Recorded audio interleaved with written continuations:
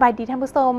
ในปัจจุบันแม่หญิงลาวมีบทบาทสูงในการพัฒนาสร้างสรรค์ประเทศชาติเคียงบ่าเคียงไหลกับเพศชายและแม่หญิงลาวยังเป็นผู้ชี้นำพาให้มีผลงานที่พ้นเด่นหลายด้านนอกจากนั้นยังเป็นตัวอย่างที่ดีของสังคมเป็นภรรยาและเป็นแม่ที่ดีของครอบครัวท่านนางสินทมาลาลานาวันหัวหน้ากรมโฆษณาวัฒนธรรมศูนย์กลางสหพันธ์แม่หญิงลาวให้ฮู้ว่าวัฒนธรรมคู่กับหญิงลาวจงปกปักรักษาให้ยืนยาวมื้อนี้มีความภาคภูมิใจเป็นอย่างยิ่งเนาะที่ได้ถูกมอบหมายจากคณะประธานศูนย์กลางสหพันธ์แม่หญิงลาวให้สัมภาษณ์เกี่ยวกับวัดเนื่องในโอกาสวันแม่หญิงสากลครบรอบ116ปีเนาะตั้งแต่มื้อสร้างตั้งองค์การจัดตั้งสหพันธ์แม่หญิงลาวในปี1955เป็นต้นมาจากที่ว่าเป็นหน่วยค้นคว้าเวียกงานแม่หญิงสมาคมแม่หญิงลาวรักชาติและปัจจุบันก็แม่นสหพันธ์แม่หญิงลาวซึ่งว่าภาระบทบาทหน้าที่ในแต่ละระยะนั้นก็แม่นได้มีการวางออกไปตามสภาพเงื่อนไขตัวจริงของแต่ละระยะบ่ว่าจะเป็นในระยะต่อสู้กู้ชาติแล้วก็ระยะของการปกปักรักษาและสร้างสรรค์พัฒนาประเทศชาติเว้ารวมแล้วภาระบทบาทต้นตอขององค์การจัดตั้งสหพันธ์แม่หญิงลาวก็แม่นเต้าโฮมความสามัคคีกับน้องแม่หญิงลาวบรรดาเผ่าเฮ็ดหน้าที่ในการปกป้องสิทธิผลประโยชน์อันชอบธรรมของแม่หญิงและเด็กน้อยเฮ็ดหน้าที่พัฒนาแม่หญิงเฮ็ดหน้าที่ส่งเสริมบทบาทหญิงชายในทุกด้านเนาะบ่ว่าจะเป็นในด้านการเมืองเศรษฐกิจวัฒนธรรมสังคมและครอบครัวพร้อมทั้งส่งเสริมความก้าวหน้าแก่แม่หญิงและอยู่ในกฎหมายว่าด้วยสหพันธ์แม่หญิงลาวก็ได้กำหนดแจ้งว่าองค์การจัดตั้งสหพันธ์แม่หญิงลาวถือว่าแม่นองค์การจัดตั้งมหาชนหนึ่งนอนอยู่ในระบบการเมืองของระบอบประชาธิปไตยประชาชนลาวมีภาระบทบาทหน้าที่ในการปกป้องสิทธิผลประโยชน์อันชอบธรรมของสมาชิกสหพันธ์แม่หญิงและแม่หญิงลาวบรรดาเผ่าในขอบเขตทั่วประเทศมีการเคลื่อนไหวภายใต้รัฐธรรมนูญและกฎหมายของสปป.ลาวและดังที่พวกเราฮู้นํกันแล้วว่าวันแม่หญิงสากลได้กำเนิดเกิดขึ้นในท่ามกลางที่สภาพเศรษฐกิจของโลกก็คือสภาพเศรษฐกิจในระยะของนายทุนและศักดินามีการขยายตัวแม่หญิงก็ถือกดขี่กดฮีดอย่างนักหน่วงเฮ็ดเวียกหลายชั่วโมงแต่ก็ได้รับค่าจ้างแรงงานที่ถูกเฮ็ดเวียกบ่มีการรับประกันบ่มีระบบปกปักรักษาสุขภาพต่อสภาพการดังกล่าวนั้นจึงเฮ็ดให้น้องแม่หญิงของพวกเขาได้โหมโตกันเพื่อประท้วงเนาะคัดค้านต่อการให้ค่าแรงงานต่ำและสถานที่เฮ็ดเวียกที่บ่รับประกันต่อสุขภาพดังนั้นในวันที่8มีนา1908เนาะแม่หญิงได้เดินขบวนประท้วงอยู่ที่เมืองนิวยอร์กนั้นเพื่อทวงให้นายทุนให้ลดพรชั่วโมงเฮ็ดเวียกหยุดเซาต่อการขูดรีดแรงงานแม่หญิงและเด็กทวงให้แม่หญิงมีสิทธิ์ออกเสียงเลือกตั้งและลงรับสมัครเลือกตั้งการเดินขบวนประท้วงในเวลานั้นแม่นเขาเจ้าเดินขบวนประท้วงภายใต้คำขวัญข้าวจีและดอกกุหลาบข้าวจีหมายถึงเศรษฐกิจที่ดีขึ้นเนาะและดอกกุหลาบก็แม่นหมายถึงคุณภาพชีวิตที่ดีฉะนั้นในปีต่อมาเนาะคือปี1910กองประชุมสากลเกี่ยวกับปัญหาแม่หญิงข้างทำอิฐก็ได้จัดขึ้นอยู่ที่ประเทศเดนมาร์กซึ่งว่ามีตัวแทนเข้าร่วม100กว่าคนจาก17ประเทศในกองประชุมนั้นก็ได้รับรองเอาวันที่8มีนาเป็นวันแม่หญิงสากลดังนั้นวันที่8มีนาจึงกลายเป็นเหตุการณ์การเมืองที่สำคัญเป็นขีดหมายแห่งไสยชนะพื้นฐานของขบวนการแม่หญิงสากลที่ได้ทวงเอาสิทธิผลประโยชน์มาให้แก่ตนเองให้แก่แม่หญิงสาวผู้ออกแรงงานในทั่วโลกเนาะภายใต้คำขวัญผู้หนึ่งต้องได้เฮ็ดเวียกมื้อละ8ชั่วโมงแม่หญิงและผู้ชายที่เฮ็ดเวียกเท่ากันต้องได้รับค่าจ้างแรงงานที่เท่ากันหรือว่าได้เงินเดือนที่เท่ากันต้องมีระบบป้องกันสุขภาพของแม่หญิงและเด็กน้อยต้านสงครามหุกหาญปกปักรักษาสันติภาพของโลกนับแต่เวลานั้นเป็นต้นมาวันที่8เดือน3หรือว่าวันแม่หญิงสากลนั้นจึงถูกเฉลิมฉลองกันอยู่ในหลายประเทศในทั่วโลกเนาะซึ่งว่าในแต่ละปีนั้นเพิ่นก็จะมีคำขวัญหรือว่ากำหนดคำขวัญในการเฉลิมฉลองที่แตกต่างกันไปในแต่ละปีสำหรับปีนี้แม่นครบรอบ116ปีถือว่าสากลเพิ่นได้ให้กำหนดเอาการเฉลิมฉลองนั้นแม่นภายใต้คำขวัญสิทธิความยุติธรรมการลงมือปฏิบัติเพื่อแม่หญิงและเด็กหญิงทุกคน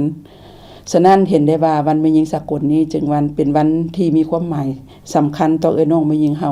ในทุกเพศทุกวัยทุกแขนงการทุกคงเขตเวียงงานที่จะต้องได้พร้อมกันหวนคืนมูลเสื้อและเฉลิมฉลองอย่างเบิกบานมวลซื่น นับตั้งแต่ปี1910ที่ว่าได้มีวันสร้างตั้งวันแม่หญิงสากลมาแล้วเนาะองค์การสหประชาชาติก็ได้จัดกองประชุมระดับโลกเกี่ยวกับปัญหาของแม่หญิงขึ้น4ครั้งเนาะซึ่งในแต่ละครั้งนั้นก็ได้รับร้องเอาแผนงานหรือแผนการหรือว่ากลไกในการจัดตั้งปฏิบัติโดยเฉพาะก็แม่นเห็นแจ้งแม่นในกองประชุมแม่หญิงโลกครั้งที่4อยู่ที่นครหลวงปักกิ่งสป.จีนซึ่งว่าในกองประชุมดังกล่าวก็ได้รับร้องเอาแถลงการปักกิ่งเล็งใส่12ของเขตที่เข้มข้นและน่าเป็นห่วงที่ว่าเป็นการกดน่วงทวงดึงความก้าวหน้าแก่แม่หญิงเช่นว่าแม่หญิงกับความทุกข์ยากแม่หญิงกับการศึกษาแม่หญิงกับปัญหาสุขภาพแม่หญิงกับเศรษฐกิจบทบาทหญิงชายบทบาทของแม่หญิงในการตัดสินปัญหาหรือว่าแม่หญิงกับครอบครัว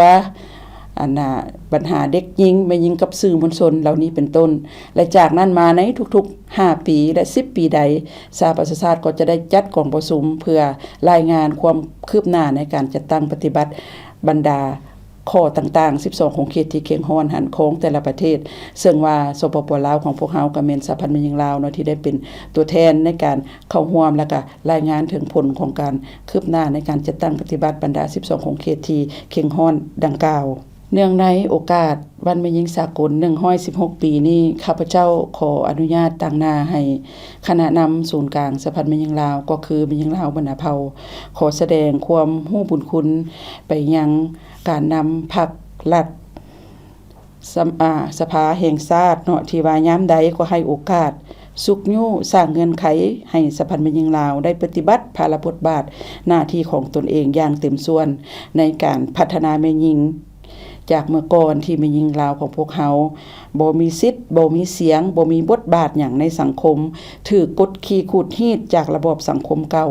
ความทุกข์ยากขาดเขินการถูกกีดกั้นจากความเชื่อถือที่บ่เหมาะสมการบ่มีสิทธิเสมอภาพระหว่างหญิงชายในครอบครัวและสังคมมาปัจจุบันนี้แม่หญิงของพวกเฮาได้รับการพัฒนารอบด้านหลุดพ้นจากการถูกกดขี่ขูดฮีดหนีจากความทุกข์ยากขาดเขินสิทธิเสมอภาพระหว่างหญิงชายก็ได้รับการพัฒนาขึ้นเป็นก้าวๆเฮ็ดให้แม่หญิงของพวกเฮานั้นได้มีบทบาทร่วมกับเพศชายในทุกขงเขตเวียกงานบ่ว่าจะเป็นขงเขตการเมืองเนาะก็มีตัวเลขของการนำแม่หญิงหันมีจำนวนเพิ่มขึ้นของเขตเศรษฐกิจถือว่าแม่หญิงของพวกเฮาก็ได้มีบทบาทในเวียกงานพัฒนาเศรษฐกิจโดยเฉพาะก็แม่นเศรษฐกิจขนาดน้อยขนาดกลางเนาะในขงเขตวัฒนธรรมสังคมถือว่าแม่หญิงของพวกเฮาก็ได้มีบทบาทสูงในการปฏิบัติทุกหน้าที่เวียกงานในขงเขตการศึกษาขงเขตสาธารณะแม่หญิงเฮาก็สามารถเป็นนักค้นคว้าเป็นศาสตราจารย์แล้วว่าเป็นวิชาการเป็นเชี่ยวชาญเฉพาะนับมือนับเพิ่มขึ้นพร้อมทั้งบทบาทในสังคมครอบครัวก็สูงขึ้นเฮ็ดให้แม่หญิงของเฮามีความก้าวหน้ามีบทบาทบ่เฉพาะแต่ในลาวของพวกเฮาแต่ในเวทีภาคพื้นและสากลแม่หญิงลาวของพวกเฮาก็มีบทบาทพ้นเด่นหรือว่าสูงเด่นขึ้นและอีกขั้นนึงเนาะขออวยพรให้แก่น้องแม่หญิงลาวบรรดาเผ่าในทั่วประเทศ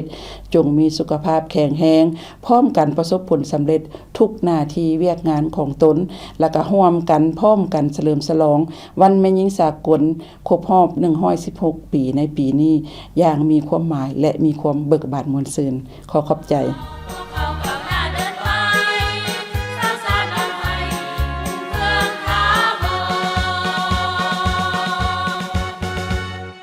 โดยรวมแล้วสหพันธ์แม่หญิงแม่นเฮ็ดหน้าที่เต้าโฮมความสามัคคีปลุกระดมแม่หญิงเข้าร่วมในภารกิจปกปักรักษาและสร้างสรรค์พัฒนาประเทศชาติและแม่หญิงลาวบรรดาเผ่ายังเป็นตัวแทนในการปกป้องสิทธิผลประโยชน์อันชอบธรรมของแม่หญิงและเด็กน้อยพัฒนาแม่หญิงส่งเสริมการปฏิบัติสิทธิเสมอภาพระหว่างหญิงชายในทุกด้านบ่ว่าจะเป็นด้านการเมืองเศรษฐกิจวัฒนธรรมสังคมและครอบครัวท่านผู้ชมที่ทานรับชมผ่านไปนั้นก็แม่นบทสัมภาษณ์ทานนางสินธมาลาลานาวันหัวหน้ากรมโฆษณาวัฒนธรรมศูนย์กลางสหพันธ์แม่หญิงลาวมาฮอดนี้รายการโทรภาพกองทัพก็หมดเวลาลงแล้วขอบใจทุกท่านที่ให้เกียรติติดตามรับชมพบกันใหม่โอกาสหน้าสำหรับมื้อนี้สบายดี